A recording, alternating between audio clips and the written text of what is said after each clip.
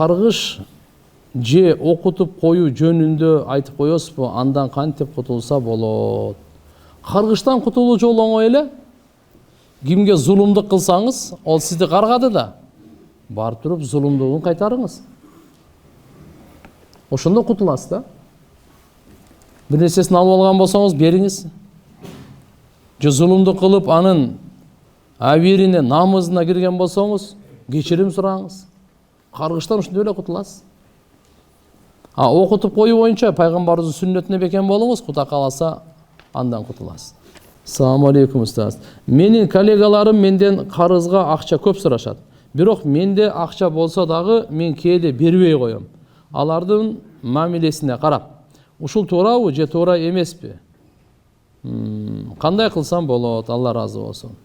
Эми ал акча сиздики, сиздин мүлкүңүз, кааласаңыз бересиз, кааласаңыз бербейсиз, өзүңүз аны чечесиз. Бирок эгерде бирөө муктаж болуп калган болсо, ага бербей койбоңуз, бериңиз. Акчадагы негизги Алланын акысы бул зекет болуп эсептелинет. Зекет бул бериш. Фарыз сурайбы, сурабайбы кызыктырбайт. Бирок кимге берүүнү да илимин билейли. Ар кимге эмес, ошо зекетке лайыктууларга гана бериш керек. Ал эми садака азыкына бейбечаралар берсеңиз болот. Кээ бир адам жөндөн-жөн сураса, ага бербей койгонго толук укуктуусуз. Толук укуктуусуз. Кээ бирок акча барбы деп сурап, мына коллегаларды эгерде арамга иштете турганын билсеңиз, анда 100% бербеңиз. Ата-энеми кантип ыраазы кылам? Ата-энени кантип ыраазы кылат элесиз? Кызмат кылыңыз, көңүлүн алыңыз, эң чырайлуу мамилени кылыңыз, дайыма дуа кылыңыз, жакшы сөз айтыңыз. Тияк бияк сөз айтып калган болсо, сабыр кылып, аны көп эле өзүңүзгө кабыл ала бербеңиз. Сөзгө каяш айтпаңыз. Дайыма ушуну билиңиз, ата-эненин ыраазычылыгы Алланын ыраазычылыгы. Менин ишим жүрүшпөй жатат, канткенде жүрүшөт. Истигфарды көп кылыңыз.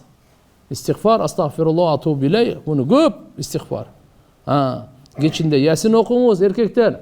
Аялдар Вакыя сүрөсүн окусун, Кудай кааласа иштер оңой эле жүрөт. Акылбы? Ипотекага үй же машина алсак боло, шарият принцип каржылоолору бар, ошого лайыктуу болсо болот. Кээ бир чет өлкөлүк шейхтер шайлоону куфур жана парламентти ширкул кусур дешет. Бул чындыкпы дейт. Астагфирулла. Бул кайсы шайлоону айтып атат? Куфур мамлекетте шайлоо куфур боло берсин. Ал эмне ким талашы бар, туурабы? Бирок исламда мисалы алхамдулилlah биздеги андай куфур парламент ширк эмес. 80% мусулман туугандар.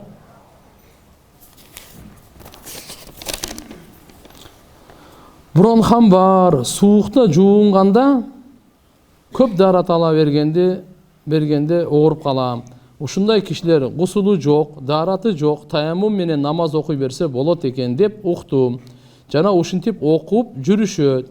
Ушундай кылса болобу? Түшүндүрүп берсеңиз. Алла таалам биринчиден шифа берсин. Муздак сууга дарат албаңыз, жылуу сууга дарат алыңыз. Эчтеке болбойт, Кудай кааласа. Эгерде жылуу суу дагы зыян бере турган болсо, врач айтса, жылуу суу дагы болбойт. Бир ирет фарызды аткарганга дагы болбойт дей турган болсо, анан таяммумга. Намаз окубай хижап салынса болобу? Хижап өзүнчө фарыз, намаз өзүнчө фарыз. Эсептөө өзүнчө болот, сообу өзүнчө болот, күнөөсү өзүнчө болот. Менин атым азан чакырганда башка экен. Азыр башка ат менен чакырылам. Кандай болот? Же кайра азан чакырып, азыркы атымды коюш керекпи? Жок, азан чакыргандын кажети жок. Кээде кээ бирлер ошол метрикада башка ат жазылып калган, кийин башка ат менен айтыла берет, эчтеке эмес. Анча-мынчан 3төн 4төн ат алып атпайбы? Сиздики экөө эчтеке болбойт. Азыр жалаң эле кыз келиндер каш жасатып, кирпик чаптап, тырмак чаптатып, карыганы деле, жашы деле көбөйдү. Ушул туурабы жооп күтөбүз? Жок, туура эмес бул. Бул туура эмес. Туугандар, жараткан Алла Таала берген чырай бар го, андан өткөн чырай жок. Ошол чырай менен биз бактылуубуз.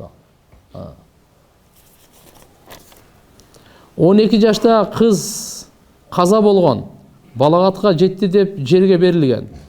Сурак кандай болот? Бирок кыздын айызы келчү эмес. Балагатка жетти деп эсептелеби? Жок. Айызы келбесе, балагатка жетти деп эсептелбейт. Балагатка ошол эркектик жана кыздык белги болгондон кийин анан ошодон тартып Алла Тааланын фарыздары буга милдеттүү болуп калат.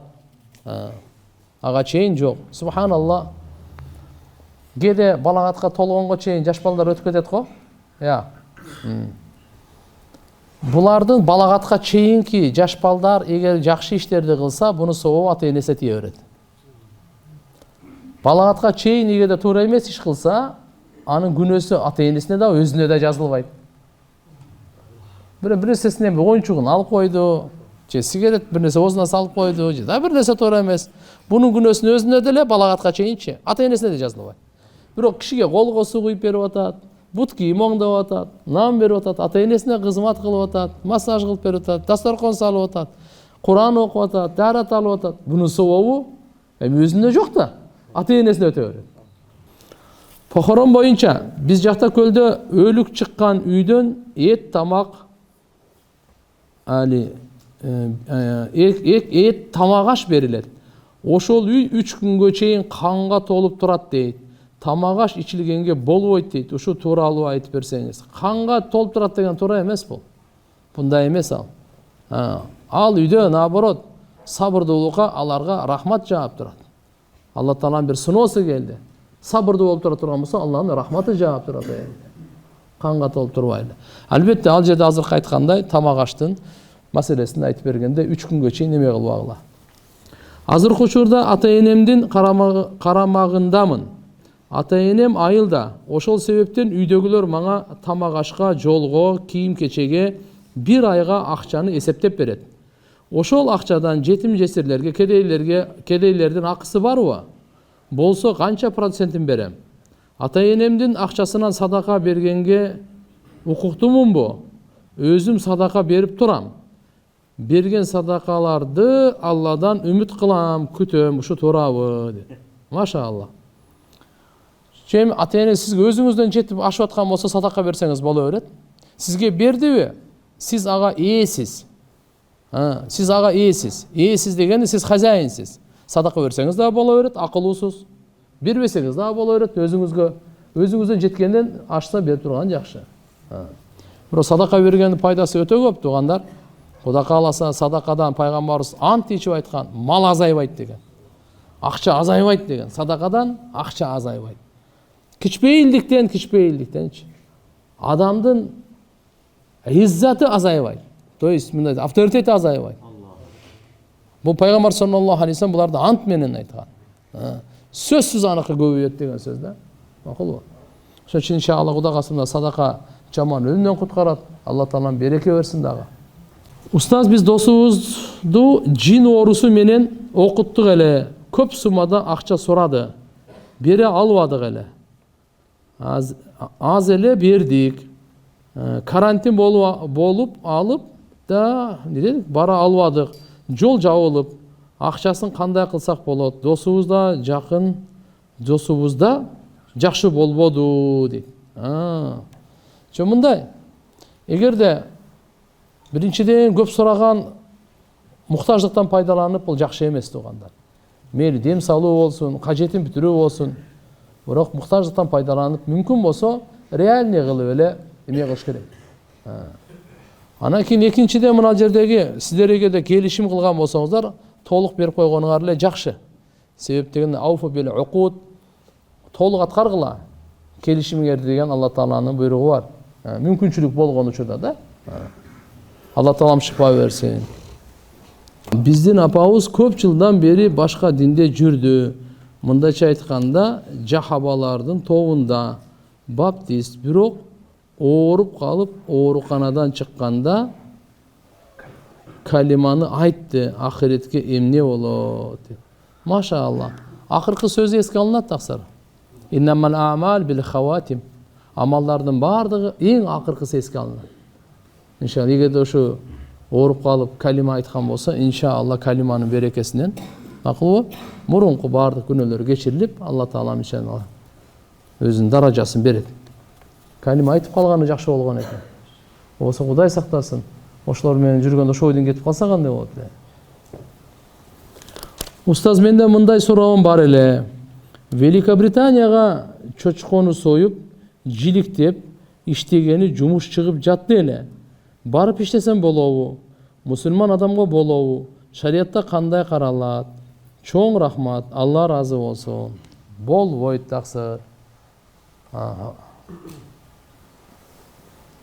حرم عليكم الميتة والدم ولحم الخنزير وما أهل به لغير الله. Allah Taala aram kılgan өлүктү, канды, чочкону жана Алланын атынан башкага атап союлган, муздалган малды. Бакара сүрөсүндө ушу төртөөнү бир жерде айткан. Allah Subhanahu wa Ta'ala bunu aram kılıp koygan. Harram aleykumul maytata ve dama ve lahmal khinzir. Lahmal khinzir deb şu çoçkon etini aytadi. Bu жерде эт эле өзгөчө болуп отуруп, анын териси, сүйөгү, кандай эттен башкасы каны жок, бардыгы арам. Аны иштегенге дагы болбойт.